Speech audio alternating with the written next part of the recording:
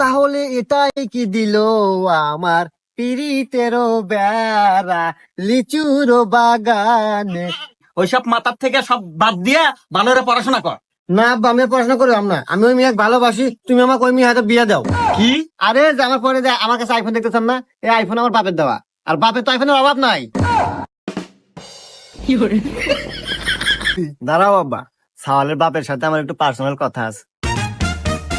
দেখছো বা তোমার বেটা বউ কি গুণিল, কি ভদ্র, বিয়ের আগে তোমার কত সম্মান দিতেছে। পার্সোনাল কথা কব, যাও পার্সোনাল কথা কব।